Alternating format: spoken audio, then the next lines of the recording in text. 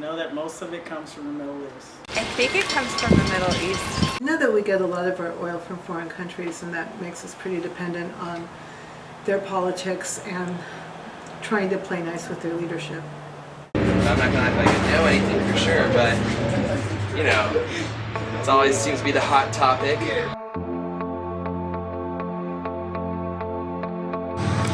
The United States' strong reliance on acquiring foreign oil makes us more vulnerable into getting into a foreign conflict. Oil is a very valuable resource to have, and all countries want to benefit from it, whether it's the country buying it or selling it. The biggest issue with our dependence on foreign oil is that we are at the will to the countries we get this oil from. These oil-producing countries have the power to determine who they want to sell to, how much they want to sell, and at what prices they want to sell it for. And at any moment, they have the authority to decide not to sell to a specific country. In the United States case, if we are this heavily dependent on getting foreign oil, and any or all of the countries we get oil from decide not to sell to us, or even raise their prices, our economy may not be able to stay stable in this crisis. We've actually seen this happen in the past. In 1973, the Organization of the Petroleum Exporting Countries put in place an oil diplomacy and refused to sell oil to any of the countries that supported Israel at the time.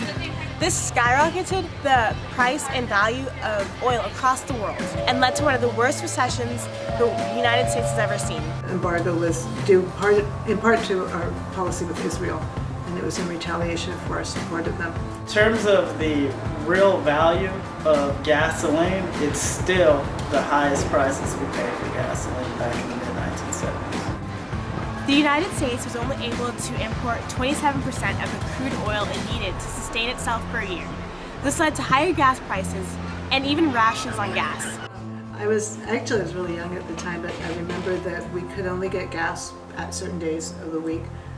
It was based on your license plate. So if you had an odd license plate, like you could get gas Monday, Wednesday, Friday, and even license plates Tuesday, Thursday, Saturday, and then everything was closed on Sunday. And sometimes you can only get 10 gallons.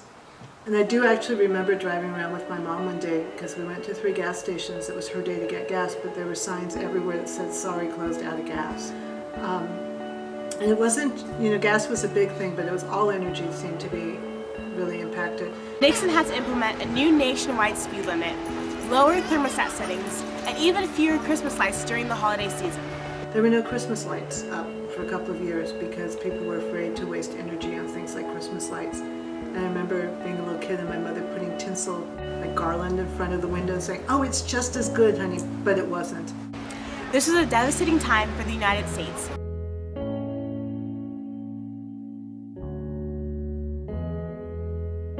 Today, we have taken many steps towards producing our own oil and being less dependent on other countries. In fact, we currently produce about 40% of the oil we use, and we are at our highest production rate since 2003, producing about 5.6 million barrels a day. The dilemma is that this country, in large part, runs on oil. Not exclusively, but in large part, oil and natural gas. Coal is a very important part of producing electricity, but oil is 70% of our transportation, and here is the circumstance we face. Nearly 2/3 of the oil that we use in America, we have to get from somewhere else. It would be nice to be able to just, be able to call the shots and not have to worry about, is this going to get cut off? What is the ripple effect on the economy going to be if it is? The economy can't really run without it. If we took away oil, we would have to lower our standard of living quite a bit. However, not everyone is pro-domestic oil. The majority of Democrats are against drilling in the U.S. The reasons being that drilling will lead to environmental consequences and the U.S. needs to preserve their wildlife. An example to support their reasoning would be the BP oil spill. In brief, the BP oil spill was the biggest spill in U.S. history.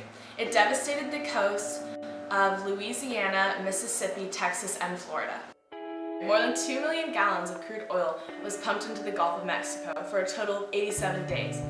Over 8,000 animals were reported dead just after 6 months. Those against drilling in the U.S. turned to alternate energies and friendly oil suppliers, such as Canada and Latin America.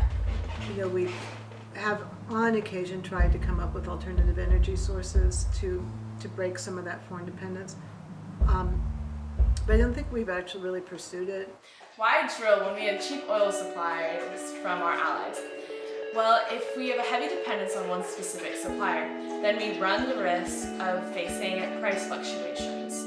Canada is looking to branch out in terms of oil trade, which may lead to an increase in gas prices if Canada becomes successful due to more demand and less supply. So looking at the other side of the spectrum, there are Republicans, contrasting the popular Democratic view by promoting drill baby drill, which is their solution to decreasing dependence on imported oil. Have adopted drill baby drill. That whole idea of fracking, to give you an idea of fracking for shale oil, I think that's great. Even though that poses some risk to the environment, it's something we should do. They have horizontal drilling techniques that they implement. Drilling off the coast of California, which I used to be opposed to, but I'm like, go ahead and knock yourself out. Drilling in ANWR, I never was opposed to that. ANWR's in Alaska, have no problem with that.